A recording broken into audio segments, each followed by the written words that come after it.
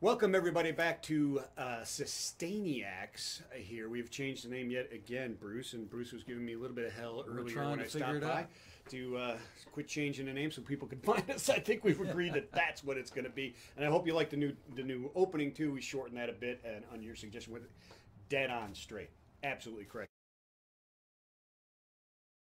Today we're talking about tuners, right? Right. Machine heads, I guess. Yeah, and some of the problems that people have with both maintaining tuning on their guitars, and I think too, it's really good if people could understand what they're looking at and get a feel for the quality just by looking at it. Right. It's like I would liken it to back in, and I hate saying back in the day, but back in the day, high school, tweaking GTOs and stuff like that, right? And the different headers and different carburetors that you can use, right? Hey, it's carburetors. No, not necessarily true, right? Well, headers, we all know not that necessarily true. You can tune them and you can tweak them and do all that kind of. Same with a guitar. Just because it's got machine heads on it, yeah, it'll function. But that doesn't mean it's functioning at its best performance. Absolutely, and there's a lot of drop D tuning that I find when I go into heavier tunes and heavier. It's like they're trying to get that deeper bass, that they're trying to get that bottom end. Well, now I'm not an expert on that, but I will say this: is sometime in the '80s, the drop D thing started to show up. Yeah, and then I would say it was probably the late '80s, mid to late '80s, and then when the grunge thing started happening, I was just going to say it just got super prevalent. Drop D was everywhere. And I say this because as a repairman, I wasn't getting many people asking me to, tune it in drop D, as regular repair work. And then all of a sudden in the late 80s, early 90s, I started to hear, hey man, I need that in drop D. Wow. Okay. Or, you did this in standard, I need it in drop D. So, and then in the 2000s, it was like, I need this in C sharp minor, and I'm like, is that below? What is that? Is that below or above? Which one? Are we baritone? We're in the baritone scale now. Yeah, which octave are we in here? Yeah, it was really confusing there for a bit, And when I was playing in church bands and stuff like that, I remember saying, "Hey, my guitar didn't come with those chords." I'm sorry. Yeah. Well, you have to give the instrument and the players a lot of credit for taking, for many years, nobody even talked, when I was a kid, nobody talked about alternate tunings. What's that about? Oh, no. Get good in standard. That's just get good in standard and you'll be fine. And then alternate tunings began to take over, and I was like, wow, this really opens up a new dimension in guitar playing. And I had never thought of it. And then you start playing baritones, multi-string basses, which I got introduced to that when I was working at Warrior.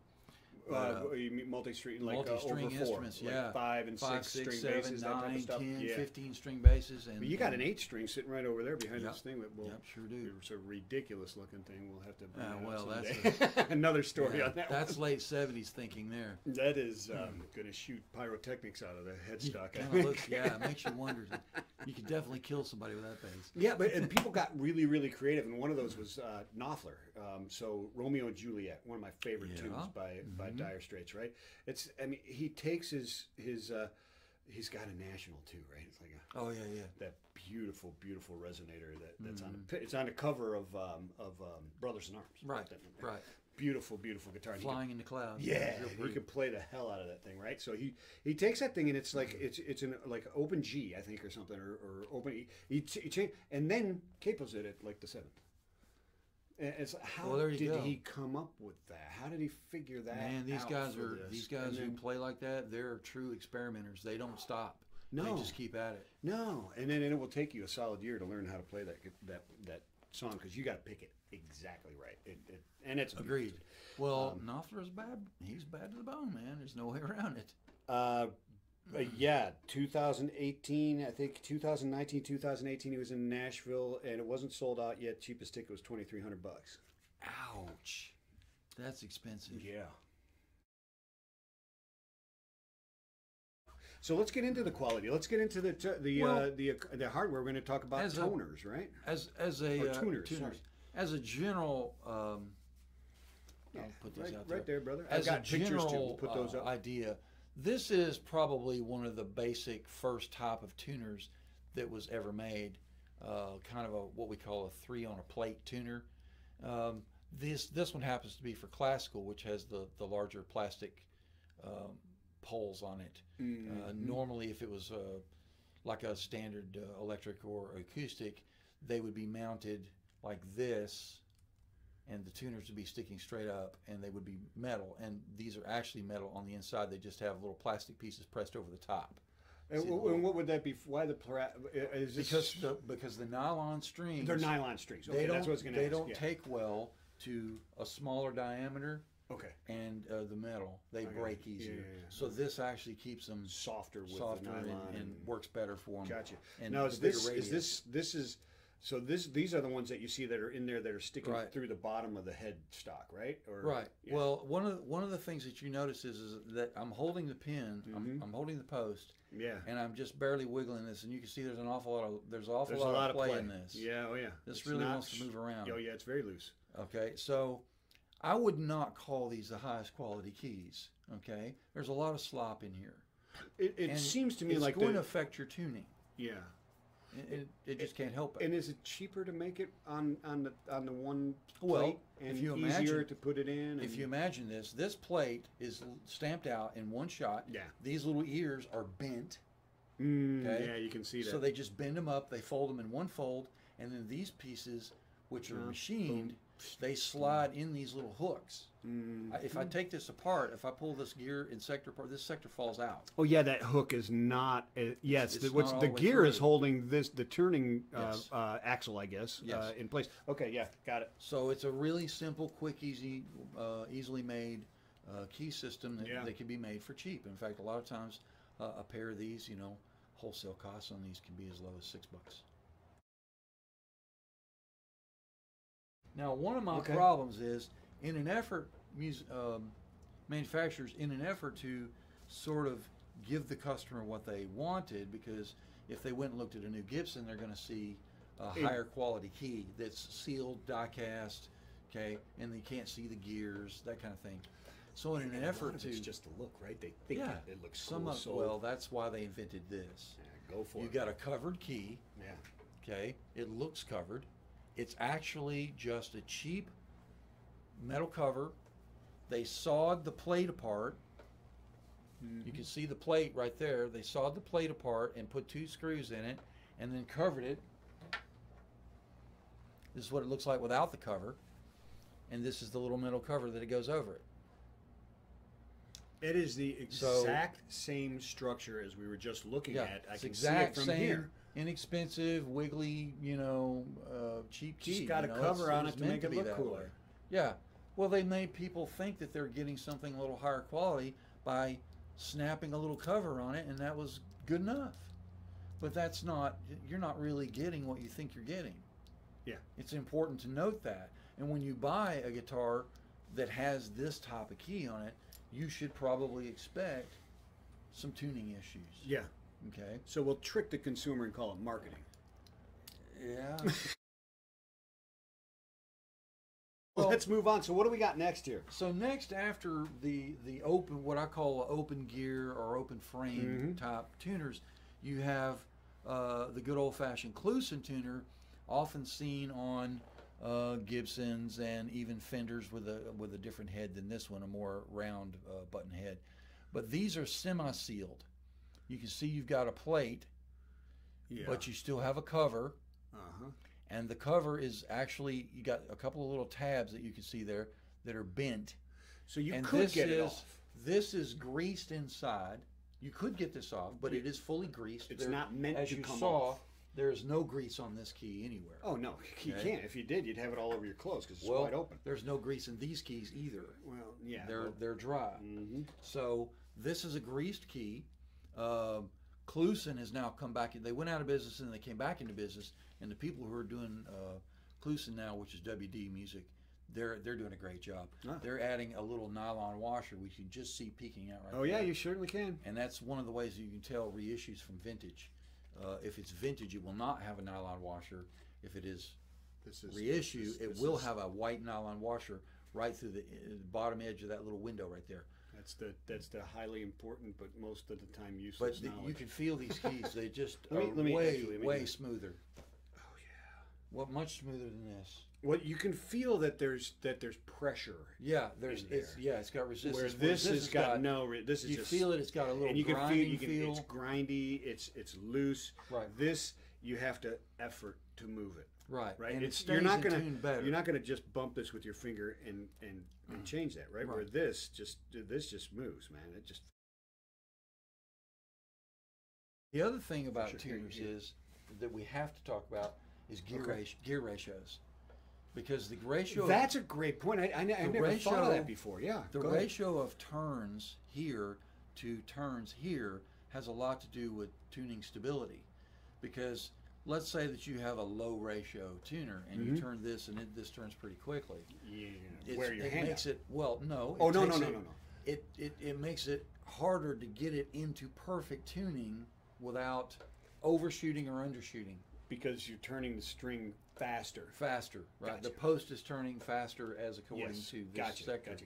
The sector gear. Gotcha. So you want one that turns a little bit slower, which is when you're changing the strings, is a little bit of pain in the ass if you don't have a turner, right? Or a tightener. You got to do it by hand. But in the end, it's easier to adjust that straight right to an A sharp, right? Yeah, right. You can zip right up on it, no problem. After the what I call the semi-sealed tap key, beautiful, which are good keys, definitely a major upgrade, but they're not absolutely flawless in holding their tune. They do have a little bit of room in them.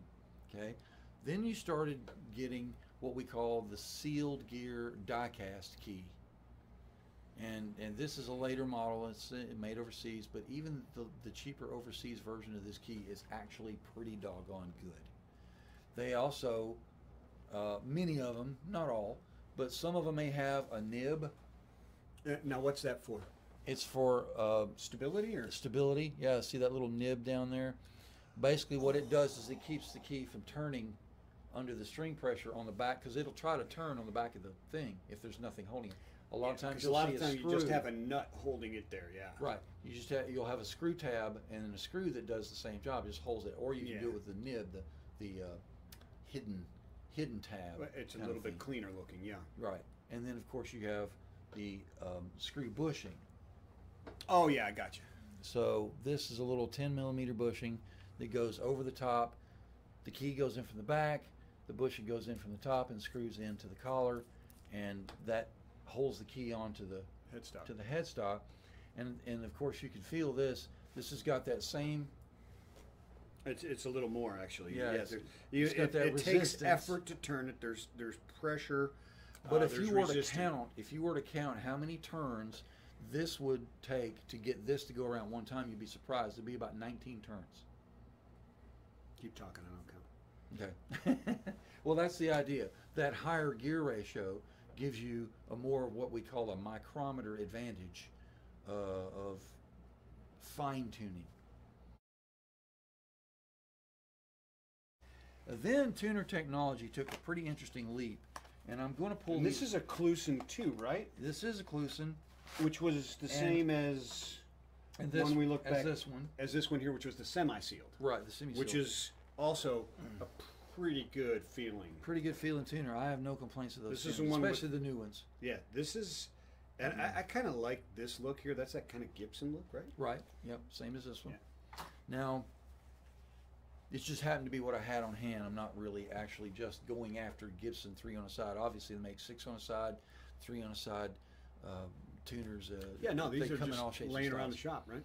What was interesting is that Kluson has now gone and made really nice locking tuning keys. Look at that. And I'm really impressed with them. It looks just like its semi-seal brother, which is on the steel plate with the cover, and you can see the little bend over tabs. That cover is removable. This is not removable. It's actually die cast in one piece. Wow, yeah. Oh yeah. They did a great job. Now, there's a lot more machine work in this, so it's a more expensive tuner, but it has a really great feel. It has a high ratio key, and then it also has this cute little locking mechanism where if you turn this, there's a little tiny piston. You know, there's a hole in this post where you put your string through. Sure. There's a I've left my glasses. There's a hole in that post, which I think you might be able to see through it. I can see through it, but Okay. I mean that's where you put the string, right? But if you put the string through there and then you push this or turn this up, it closes. There's a piston that comes up through there and locks that down so that the string can't move. Okay. Well, the last one is, and I wanted to, because I kind of mentioned that open frame tuning key is not the most, it's not the best quality when you see this. Mm-hmm. You're not getting best bang for the buck here, unless of course you're looking at a guitar that's in the $100 to maybe $150 range. Yeah. Okay. So I have always, for many years, I've always considered an open gear, open sector key to be lesser quality. Yeah. Okay. Mm-hmm. Well, there's an exception to the rule. Yeah, always is, isn't there? Hipshot. Hipshot is a company I adore. I think they're just awesome. Okay. They don't make any bad product yet that I've found. Really? They make a wonderful locking tuning key, which is very small. It's got a great ratio, very large gears you may be able to see as compared to the rest of it. Big gear. The post, yeah. And it has the same locking mechanism with the little post that goes up inside and locks through the hole. So, and it's really a positive locking mechanism. I've used a lot of these on many guitars and I'm very happy with them. But it is an open gear. So it kind of blows my theory a little bit on quality of open gears, because feel the way this thing turns. Now they do make a sealed gear version of this. But I actually like this open gear. It works great. Yeah, well, it is real. I mean, the engineering is tight. And It's you can very tight. feel that. And there's one other little silly detail I'm going to point out to you. Look at that gear very closely. What do you notice about that gear? Well, they're Look angled. at the teeth face. The teeth. It's concave. Yeah, it's concave. Now, some of them will do that, and some of them will not. This one has only the slightest amount of concave. Yeah, like that a little bit. Yeah. Okay. Mm-hmm. And it's a very yeah. small No, these are gear. obviously concave. Yeah. It's a very small gear as compared to that gear. That's almost double size. Yeah. in So diameter. so what that does is it allows it to get tighter to this axle, right? That concave. Well, yeah. What it does is it changes the ratio Okay. of turns per. No, I mean per the each post. concavity. The concave. Yeah, it gives you more gear face onto the sector. Onto the sector. Yeah. Right. Gotcha. And it also increases the amount of pushability and takes up some of the gear lash, because gear lash is basically, if the two teeth mesh, there's a certain, if they're really sloppy, there'll be a lot of gear lash. If they're not sloppy, they'll be real close. Yeah.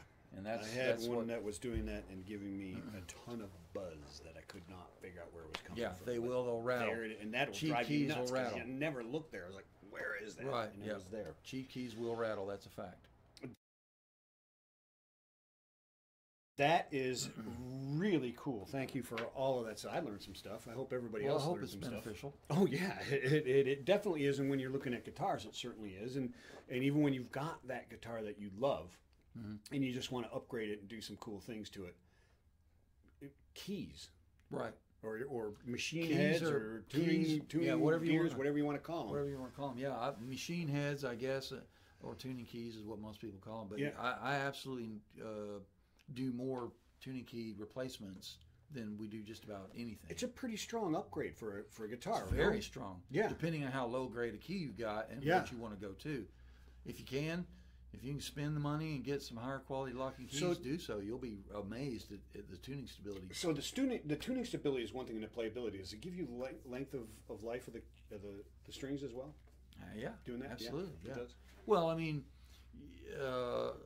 better quality keys. You know, I see this all the time where some of these inexpensive keys will have burrs right here in the post hole. Oh, sure, they're not. Run your thumbnail right across. No, I know what you're talking about. Yeah. Yeah. Oh yeah, no, this Yeah, is it yeah. feels like a I shark. could probably You could shave your thumbnail with it. I probably could. Yeah, if I couldn't find my thumb clippers, I could probably do that. Right. Yeah. Now try No that. doubt. Try that same idea here, and you can tell. Well, that's polished. Oh yeah, it's just smooth. It's just smooth. Yeah. So totally different. Anytime you can get a higher quality made product, you're doing yourself a favor. And pay for quality. You should I know not people be upset about it. People say this all the time. I don't understand why I should pay X amount of dollars for a set of keys. Well, the devil's in the details. Excellent. So our fan out there. Yeah, notice it was singular. Notice it was singular. The only fan I've had is the one in the window. They may notice something different behind us. We change up the guitars behind us that are there. We want to talk about this a little bit? Right, sure, absolutely. Let's do this. We got this in here, this Hard Road sign here, and this beautiful Strat-looking thing back here. Tell us about it. Well, we thought it might be a good idea to give people an indication of why we were flashing this big yellow Hard Road sign up on the intro. Yeah. But basically, Hard Road Guitars is a new company idea that's being launched by myself and Phil Medley, and we are taking. Well, honestly, we can do whatever. Yeah, go right ahead. I actually can't play today because I've hurt my hand. Yeah. But check it out. The idea here was to give them that headstock. Do a relic headstock or not a relic per se because Fender owns that name, but an aged and distressed instrument that just sounds good, plays good, and has the right kind of components. It's already a hot rodded guitar. Mm-hmm. It's already got all the right components on it so that somebody could, enjoy it. And the aging and distressing, I'll be honest with you, for many years I was like, why in the world did people want beat up guitars? I couldn't figure that one out to save my life, and I have been spending my life trying to build beautiful guitars, right? Well, one guy explained it to me in just a short minute or two, and I was stunned when he said this, and I said, oh, okay, that makes sense. He says, when you get a brand new guitar, just like when you buy a brand new car, you don't want to scratch it. True. Okay? So when you drive a brand new car, you tend to drive it a little lower than the speed limit, and you tend to watch the bumps and so on and so forth. He says, now imagine applying that kind of thinking in your head to your new guitar live on stage at your gig when you're trying to play that super tough solo and you've got to ace it or you're going to look like an idiot and you're scared about scratching your guitar. He says that's just pointless. Playing guitar, I've likened to playing golf. If you're not committed to the shot and totally confident and go for it, it's going to suck. Yeah, that's exactly right. Same thing with a riff or a solo in a guitar. Same thing with the guitar. So this idea just takes that equation of, oh, I don't want to scratch my brand new guitar, out of the ballpark. It just is not even in the realm of thought. Plus, it looks like you knew what you were doing. Well, yeah. You can't discount the cool factor. You know what? Stevie Ray. Come on, man. Bonnie Raitt. Willie Nelson's not going to play a brand new Taylor, man. Roy Gallagher, man, all of them, man. They're not afraid of their beat up. Somebody guitars. asked me that today. Said, "Hey, can Bruce make me a Willie Nelson guitar?" I could, but I'll be honest with you, they wouldn't want to start. I mean, it would be so ridiculous because the N20 Martin that he has. Yeah. A, find one. Yeah. That's going to be fun. Yeah. B, are you really sure you want me to put a hole in this top? Hey, great episode. Thank you so much, Bruce. No, thank you. Everybody. A lot of fun. Bruce Bennett, Mike Vincent. We're the Sustainiacs. Like it, subscribe. Check him out. Send us some emails. Let us know what you want us to talk about. Yeah, send us some email. I'm at michaelwjvincent@gmail.com. You can also hit me up through ocean7music.com, the website. You can hit me there, and also on the Tweeterizer at Ocean7Music. And you can also, put some comments in the section where you're watching this, and let us know what you want to see or if you've got any questions, right? Yeah, absolutely. Where are they hitting you up these days? My website, Bennett Music Labs. Bennett Music Labs. And my address is there, or they can hit the Facebook page for Hot Rods Guitars Hickson. Yeah, cool. Either one's good. And we're still working on the Hard Road. Yep, we're knee deep in website Hard Road project right now, and hopefully we'll have going. some guitars up and on Reverb pretty soon. I know this one's going to go up sometime this week. Excellent stuff. Excellent stuff. Yeah, next week. Next week. Yeah. Well, it's excellent stuff. Thank you so much for watching. Peace and love, my friend.